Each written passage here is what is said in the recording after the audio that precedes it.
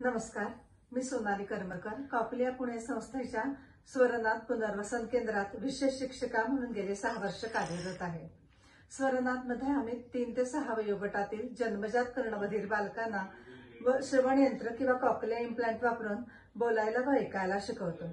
ह्या मुलांबरोबर काम करताना त्यांना शिकवताना मला थोडं जास्त सोपं जातं, कारण मी स्वतः कर्णबधिर आहे। माझे कर्णबधिरत्व हे जन्मजात नसून प्रेग्नन्सी नंतर हळूहळू ऐकू येणं बंद झालं आणि आवश्यक ती थेरपी घेऊन मी ऐकत होते। प्रॉब्लेम तर येतच होते, तरी त्यावर मात करून ऐकण्याचा सराव करत होते। यातच मला स्वरनाथमध्ये शिकवण्याची मोठी संधी मिळाली। आवश्यक असा कोर्स करून मी स्वरनाथ संस्थेत रुजू झाले।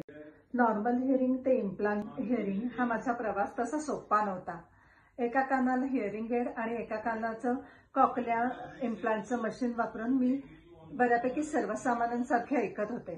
पण खरा प्रश्न निर्माण झाला तो लॉकडाऊनमध्ये।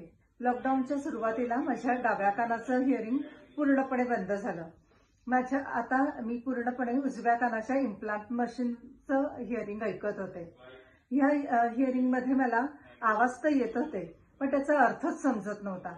माझी खरी परीक्षा सुरू झाली। यातच संस्थेला सुट्टी होती, लॉकडाऊनची सुट्टी होती आणि मुलांना ऑनलाईन शिकवायचं होतं। सगळंच कठीण झालं होतं, तरी माझी जिद्द संपली नव्हती, कारण मला माझ्या डोळ्यासमोर माझ्या वर्गातली लहान मुलं दिसत होती। आत्ता कुठे ती बोलायला आणि ऐकायला शिकत होती। पालकांना नवीन आशा निर्माण झाली होती। मग मीही ठरवलं हार न मानता इम्प्लांटचं हिअरिंग समजलंच पाहिजे। यातच जमेची बाजू अशी की लॉकडाऊनची 15 दिवस सुट्टी होती। मग घरचेच माझी थेरपी घ्यायचे। हळूहळू मला इम्प्लांटच्या मशीनने ऐकलेलं समजायला लागलं आणि ऑनलाईनचे वर्ग सुरू झाले। मुलांनी बोललेलं मला समजत होतं आणि मी बोललेलं मुलांना समजत होतं। आयांच्या चेहऱ्यावरचा आनंद आणि मुलांचे चेहरे बघून माझाही आत्मविश्वास वाढला। कठीण वाटणारं हिअरिंग आता मला समजायला लागलं होतं।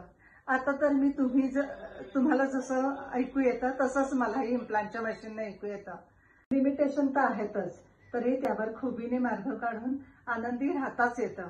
नॅचरल हिअरिंग ते कॉकलिया इम्प्लांट हिअरिंग असा हा माझा प्रवास करत मी स्वरनाथ संस्थेत छानपैकी काम करत आहे। धन्यवाद।